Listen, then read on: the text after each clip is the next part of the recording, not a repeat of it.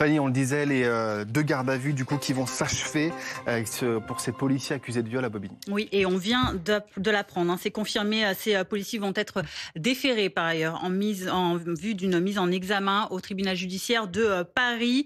Les gardes à vue avaient démarré jeudi dans les locaux parisiens de l'IGPN, la police des polices. Une femme de 26 ans accuse les deux fonctionnaires de l'avoir violée dans la nuit de mardi à mercredi dans une cellule du dépôt du tribunal de Bobigny en région parisienne où elle attendait d'être présentée à un juge.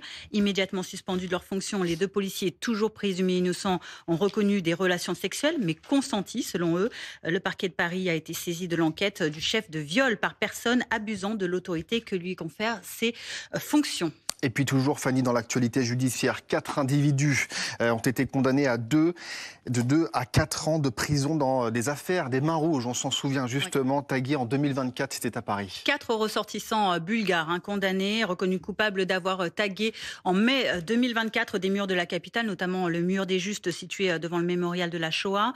Les 2 exécutants ont écopé de 2 ans de prison ferme, 3 ans et 4 ans de prison pour les 2 cerveaux de l'opération. Les 4 hommes ont été également condamné à une interdiction définitive de paraître sur le territoire français. Le jugement a par ailleurs considéré incontestable une ingérence étrangère dans l'affaire.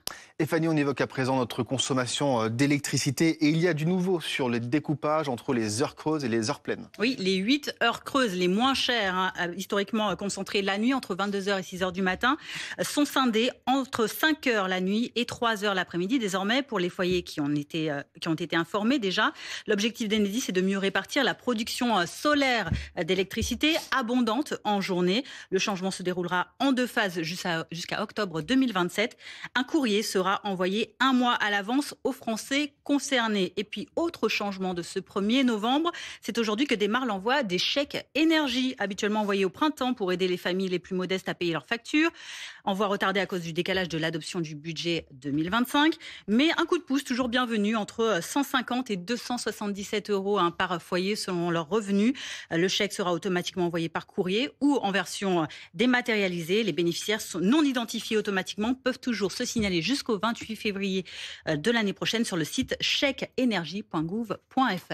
Et alors Fanny, on va refermer cette édition, ce journal en tout cas, avec cette disparition d'un monument du cinéma hier. Ouais. Souvenez-vous de ces films L'Ours, Bad Boys, Nikita, Le fabuleux destin d'Amélie Poulain ou encore Christophe Colomb. Le charismatique Tchéky Karyo est mort à l'âge de 72 ans des suites d'un cancer, comme l'ont annoncé son épouse et leurs 2 enfants dans un communiqué. L'acteur français polyglotte, né à Istanbul, avait joué dans près de 80 films français mais aussi étrangers, notamment dans de brillants seconds rôles de méchants comme dans le James Bond GoldenEye. On se quitte sur un extrait de Nikita de Luc Besson, énorme succès de 1990.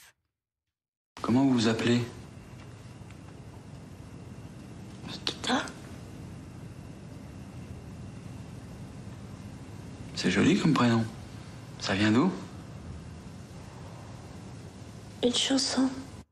Merci beaucoup, merci Fanny Wegscheider. On se retrouve à 11h. À tout à l'heure.